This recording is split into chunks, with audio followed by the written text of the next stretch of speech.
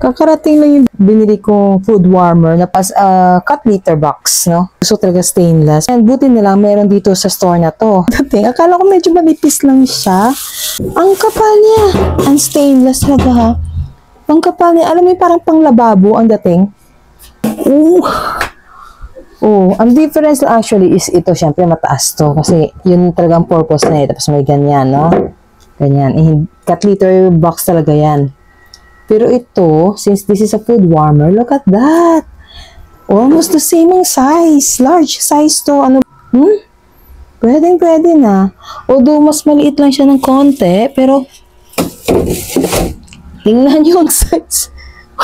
Ang laki niya talaga.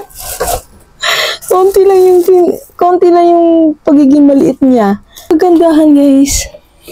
Almost the same na ang price nila nitong dalawang to. Makapal siya. Hindi siya yung mayuyupi na tipo ng stainless. Ha? Kasi usually, akala ko pag food warmer, maninipis lang yun. Tapos, alam mo yun, madaling matupi. But this one, hindi. Para siyang panglababo ang dating. Gusto nyo ito para sa mga alaga ng pusa. Mas mura kasi ito sa totoong cut liter na stainless. Na just compression, umaabot minsan ng 1,000 plus or 2,000 plus. This one, I got this for like 300 plus na yata, 400. So, maglalagay na tayo ng cut liter. 20 inches ang haba. So, 12 inches itong sa loob. Loob lang yan ha, di sa labas. Ang lalim niya naman is 6 inches. Di ba magiging performance nito no, kung magiging kalawangin ba siya? Kasi syempre ihiat na ano to eh. Lagay tayo nito sa yellow basket ha, if you like.